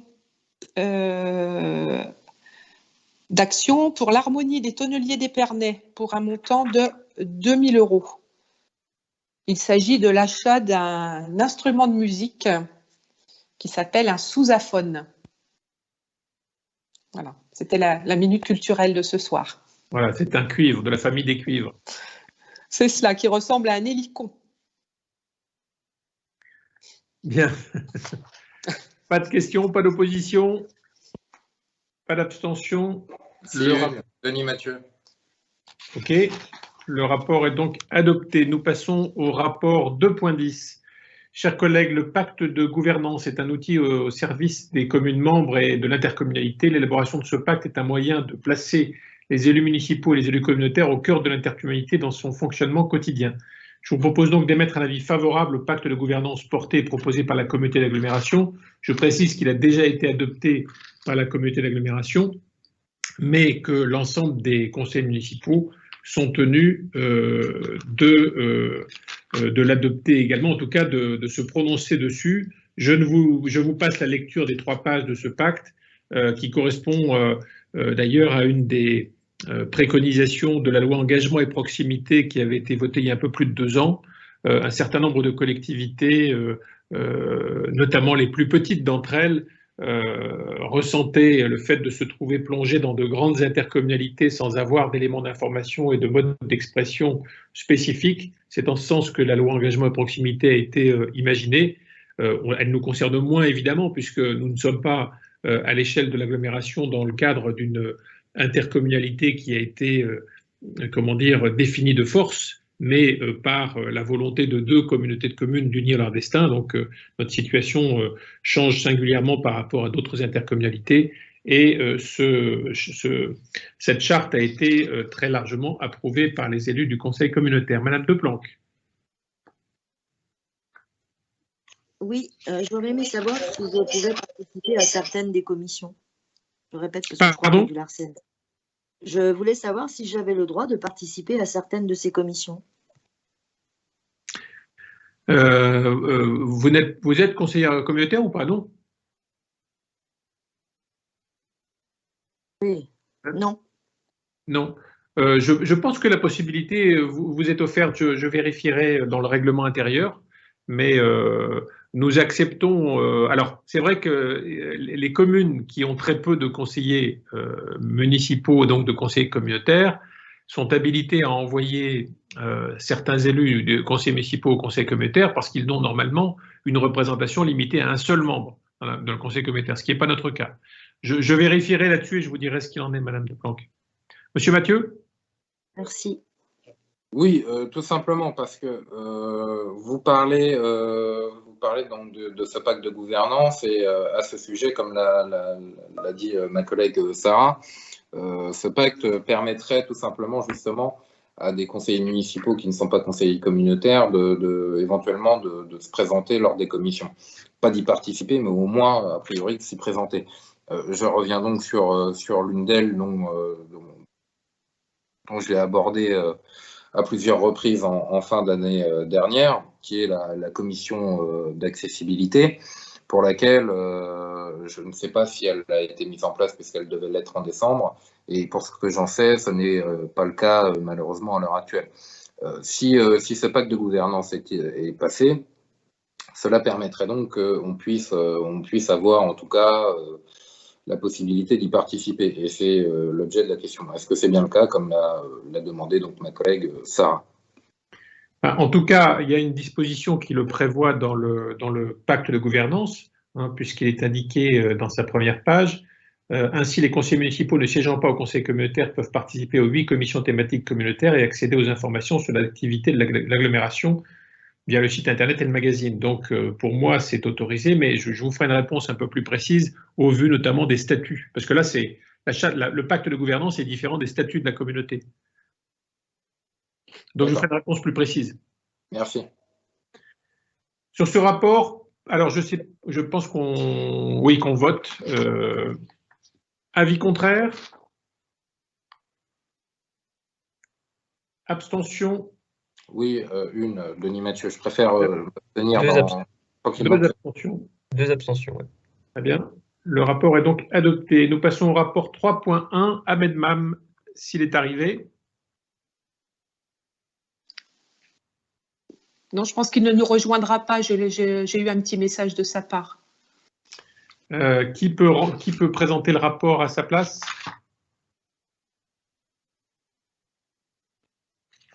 Est-ce que Vida suit encore, non? Oui, je suis là. Tu peux présenter le rapport, Abida? Oui, je ne l'ai pas sous les yeux, mais je peux le présenter de tête. Donc, il s'agit de la bourse au permis de conduire. Donc, la commission a réuni. Donc, on a fait l'attribution de cette bourse. Donc, ça n'a pas changé. C'est comme d'habitude. Je ne peux pas prendre le rapport, le lire parce que je suis sur ma tablette. Du coup, je n'ai pas le rapport sous les yeux, mais vous avez le rapport en votre possession. Il n'y a pas de différence. Je crois qu'il y a M. Mathieu était présent, Sarah Deplanque était présente, et puis Catherine, puis Ahmed et moi-même. Oui, effectivement, tout est dans le rapport, donc je pense que… Oui, il n'y a pas vraiment de changement par rapport à d'autres commissions qu'on a faites qu'on fait depuis 2009. Merci, Abida. Je vous en prie. Sur ce rapport, avis contraire? Abstention? Le rapport est adopté. Nous passons au rapport 3.2. Sophie Hercher-Bousseau. Merci, Monsieur le maire. Donc, c'est un rapport sur les tarifs 2021 de l'accueil collectif de mineurs pour adolescents. Donc, comme chaque année, depuis plusieurs années, la ville d'Épernay propose un accueil collectif de mineurs pour les pré-ados et adolescents, entre 11 et 16 ans. Donc, pour ce faire, une convention prestation de services accueil collectif de mineurs est signée avec la CAF, la Caisse d'allocation familiale. Et ce dispositif permet aux familles allocataires de bénéficier d'une aide déduite du montant facturé pour la semaine d'inscription donc pour ces activités auprès des centres sociaux. Je vous propose donc d'adopter les tarifs des accueils de mineurs en direction du public préadolescent, en tenant compte donc des aides et conditions de la CAF, ainsi qu'il vous a été précisé dans le rapport en votre possession. Merci, Madame Perrin. Oui, moi j'aurais voulu savoir pourquoi le prix s'applique uniquement aux enfants ayant un numéro CAF, puisque ceux qui ont un numéro MSA ont les mêmes avantages. Enfin, la MSA fait à peu près la même chose que la CAF. Pourquoi il n'y a pas un tarif MSA? Je pense on a également une convention avec la MSA. Hein. Donc là, c'est la convention avec la CAF. Il y a une autre convention qui nous lie à la MSA. Absolument. Bon, ça aurait été bien de nous passer les deux en même temps. Oui, mais les échéances ne sont pas forcément les mêmes, mais on a deux administrations, enfin en tout cas deux interlocuteurs différents. Donc je pense que ça devrait intervenir d'ici peu. Absolument. Là, ça concerne la CAF. Pas d'opposition sur ce rapport? Pas d'abstention? Le rapport est donc adopté. Nous poursuivons rapport 3.3. Sophie. Donc là, 3.3, il s'agit d'une convention de mécénat entre la ville d'Épernay et la société Champagne-Jacquinot et Fils, ainsi que d'une convention de partenariat entre la ville d'Épernay et l'hôtel Première Classe dans le cadre du festival Voilà l'été.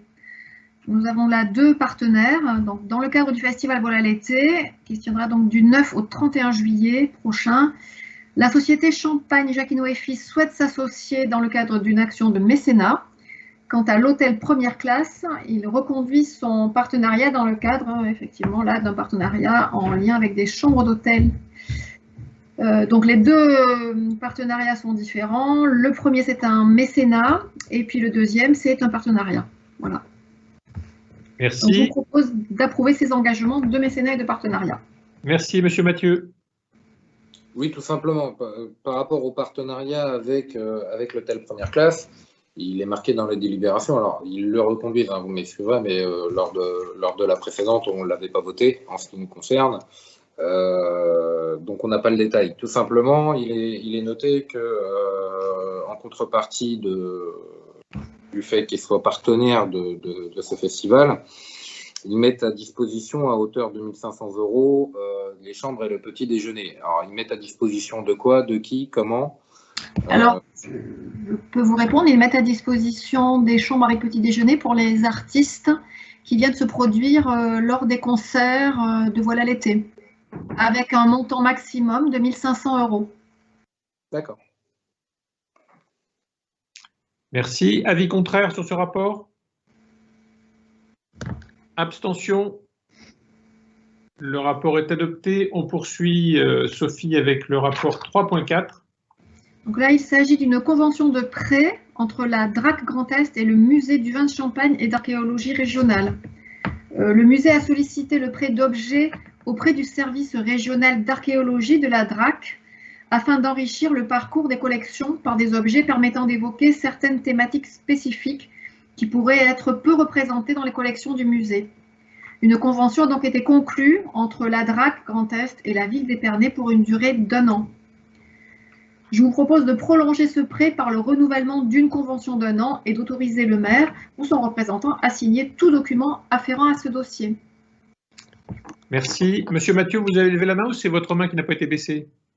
Non, un oubli, autant pour moi. Pas de questions, pas d'opposition, pas d'abstention. Le rapport est adopté pendant que Rémi fait des photos, visiblement. Nous poursuivons, Sophie. Donc là, le dossier suivant, c'est une convention de prêt entre le département de la Marne et la ville d'Épernay pour une exposition. Dans le cadre de sa politique de valorisation du patrimoine, la ville souhaite emprunter gracieusement au département de la Marne une exposition intitulée « Le beau et l'utile, parcs et jardins de la Marne » pour que cette exposition soit présentée au public au sein des archives municipales.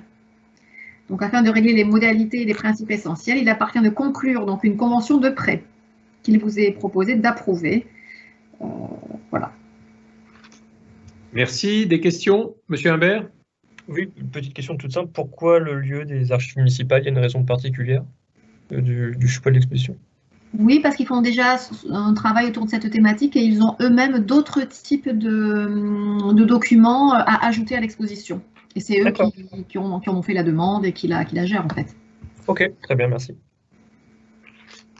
Pas d'opposition? Pas d'abstention? Le rapport est adopté. Nous passons au rapport 4.1, Joachim Verdier.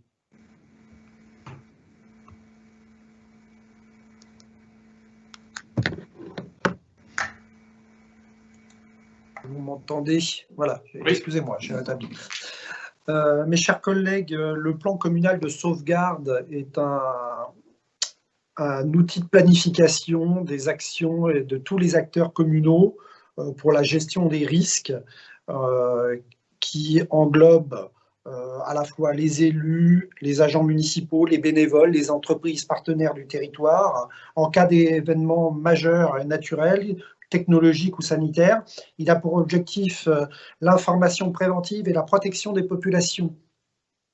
Il prévoit donc une organisation nécessaire pour assurer l'alerte, l'information et la protection, ainsi que le soutien aux populations au regard de ces risques. Alors, nous sommes particulièrement concernés à Épernay en matière d'inondation et de mouvements de terrain liés à notre géographie de coteaux.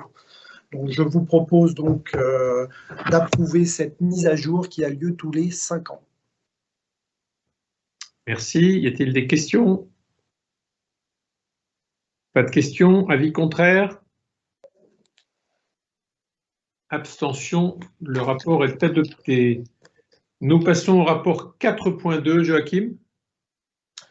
Donc, il s'agit là d'une régularisation parcellaire, comme nous en passons régulièrement au conseil municipal, pour une acquisition à l'euro symbolique de la parcelle cadastrée A4 227 auprès de la société MCCRA. Donc, il s'agit de 13 mètres carrés, d'une toute petite enclave située à l'angle de la rue de la Source et de l'avenue d'Ettlingen, qui appartient toujours à la société MCCA, mais qui vient d'être fusionnée, et son conseil d'administration a proposé de régulariser ces emprises foncières, ces petits délaissés, pour les intégrer au domaine public communal. Merci. Pas d'opposition, pas d'abstention. Le rapport est adopté. Il nous reste le dernier rapport, qui est un rapport habituel, qui concerne les décisions prises par le maire par délégation du conseil municipal. Avez-vous, mes chers collègues, des explications à demander sur tel ou tel rapport de cette délibération, de ce compte-rendu, pardon. Madame Perrin. Oui, moi je voulais parler de la délibération numéro 33. Et c'était pour vous féliciter, monsieur le maire, parce que je constate que vous commencez à vous mettre à la page des constructions écologiques, car la construction de l'accueil de jour se fait en ossature bois. Effort que je vous enjoins de poursuivre. Donc c'était un compliment, ce n'était pas une question, si je comprends bien. Oui, c'était pour souligner l'effort fait. Merci. Madame Deplanque. Oui. Alors moi, c'est au sujet de la délibération numéro 3 et 4 et ensuite 35. Alors, je vois que j'ai marqué transfert des marchés de la société Colas. Est-ce que c'est en fait un changement de nom ou une nouvelle société? Ensuite, pour la 35, conclure un marché permettant d'intégrer l'extension du réseau de chauffage alors même que la commission cadre de vie, logement, transport écologique consultative des services publics traite de ce sujet, se sont tenus le 7 mai, une grande démonstration de votre vision de démocratie. Alors, s'agissant des rapports 3 et 4, c'est effectivement une substitution d'entreprise. On est dans le même groupe, hein. Ce n'est pas la société, en l'occurrence Colas Nord-Est, mais Colas France qui a procédé aux travaux et donc les avenants correspondent bien à cette société. S'agissant du rapport 35, bah c'est 35, c'est ça, hein? Oui, c'est ça. Je ne me trompe pas, hein, oui. C'est tout simplement un avenant au marché d'exploitation de la chaufferie de Bernon. En l'occurrence, le réseau actuel, on n'est pas là dans la future DSP, on est bien dans le cadre de la gestion actuelle et dans la mesure où des clients nouveaux se raccordent, en l'occurrence le site Paul Roger actuellement en construction, voilà, on passe un avenant à chaque fois qu'on a une évolution significative du réseau. Et c'est tout à fait logique, si je peux me permettre, monsieur le maire, pour répondre à madame Deplanque, c'est dans la continuité de la délibération qu'on a eue le mois précédent, justement, sur ce raccordement Paul Roger. Tout à fait. On a délibéré, on a voté, et on en a discuté avant, au préalable. Monsieur Mathieu? Oui, alors moi j'ai survolé, on va dire que, comme je vous l'ai dit, hein, en 2-3 jours, essayer de s'enseigner sur les DSP concernant le chauffage urbain, ça prend du temps, il nous en aurait fallu un peu plus. Donc du coup, j'ai survolé un petit peu ces différents rapports. Toutefois, il y en a quand même 2 qui ont retenu mon attention. Le 5, je me demandais tout simplement pourquoi avait été accordé un logement au 40 rue Jean-Jacques Rousseau, de façon temporaire et exceptionnelle, pourquoi pas permanent, pourquoi 250 €, enfin voilà, on n'a pas tellement d'éléments. Et le second, le rapport numéro 27, où je vois qu'il est noté une dépense, alors c'est une des notes, hein, vous me direz si je me trompe, mais enfin 774 000 € pour l'achat et l'installation d'un terrain synthétique au stade Paul Chandon. Ça me semblait extrêmement conséquent, d'autant plus qu'il y en a déjà un. Donc alors après, comme je vous le disais, hein, c'est peut-être une erreur. Voilà, vous me direz. Non, il ne s'agit pas d'une erreur, il s'agit simplement effectivement d'un investissement qui a été voté au budget du mois de janvier dernier.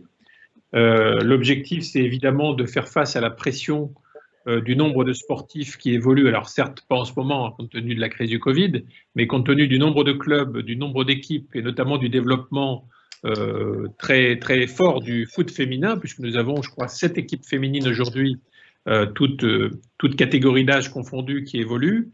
Il nous faut pouvoir accueillir plus d'entraînements et plus de matchs sur le stade Paul Chandon. Et étant donné que le stade Paul Chandon n'est pas extensible compte tenu des contraintes liées à la Marne notamment, le seul moyen pour nous de développer la pratique du sport sur ce site, c'est d'avoir davantage de terrains synthétiques, ce qui permet évidemment d'avoir un nombre de matchs bien supérieur, entraînement au match bien supérieur sur un terrain synthétique que sur un terrain naturel. Dans la mesure où le terrain synthétique actuel fait office et et donne pleinement satisfaction, la création de ce deuxième terrain synthétique permettra d'accroître la capacité d'accueil au stade et ça réjouit déjà un certain nombre d'équipes ou de clubs qui pourront donc plus facilement accéder au stade Paul Chandon. Oui, enfin, vous me confirmez bien qu'il s'agit d'une dépense de 774 000 € pour ce terrain, alors que nous en avons déjà un. Oui, bien sûr, non, mais la dépense, elle est de ce prix-là, mais vous retirerez les subventions, puisqu'il y a 2 subventions de 254 000 €. Donc, en fait, il y a un amortissement intéressant qui est fait par ces subventions et surtout par l'usage qui sera fait de ces terrains. D'accord. Et concernant c'est une demande très forte des clubs logés actuellement à Paul Chandon. Hein. Non, mais d'accord. Et concernant le rapport numéro 5, comme je vous le disais... Alors, j'avoue que je n'ai pas la réponse. Je sais pas. Il s'agit d'un stagiaire du service communication que l'on loge de façon temporaire dans ce logement qui n'est pas encore déclassé. Déclassé. Voilà, donc c'est un logement, c'est une convention temporaire parce que la personne est là simplement en stage et a demandé à être hébergée. Déclassé du service public. Je pense que c'est ça que vous voulez dire. Du service public. Merci. Pas d'autres questions? Nous en avons donc terminé avec notre conseil. Je vous rappelle les conseils de prudence. Hein, ce n'est pas parce qu'on va pouvoir aller boire un verre mercredi en terrasse, et je pense qu'on sera un certain nombre à y être, qu'il faut du jour au lendemain oublier toutes les consignes de sécurité sanitaire. Souhaitons en tout cas que l'évolution qui s'amorce se prolonge et que nous puissions très vite refaire des conseils municipaux normaux. Ce sera très agréable. Sophie, tu as demandé la parole. Oui, juste pour dire qu'on peut aussi aller au cinéma mercredi. Oui, exact. On peut retourner au cinéma, d'autant plus qu'il y a beaucoup de films qui sortent et le Palace nous réservera évidemment de vrais moments de plaisir, même si la jauge sera un peu limitée dans un premier temps. Tu sais s'il faut se réserver sur Internet avant ou pas? C'est pas obligatoire, on peut, mais... Dans la limite des places. Ouais. Ah, moi j'ai téléphoné ce matin, on m'a dit qu'il fallait réserver. Ah, d'accord. Bah, tu vois, alors tu es encore mieux renseigné. Voilà. Bien, bonne soirée à tous et à très bientôt. Bonne soirée. Merci, bonne soirée. Au revoir. Bonsoir. Bonne soirée tout le monde. Au revoir. Bonne soirée. Bonsoir. Bonsoir à tous. Bonsoir. Au revoir. Bonne soirée. Au revoir à tous. Bonsoir.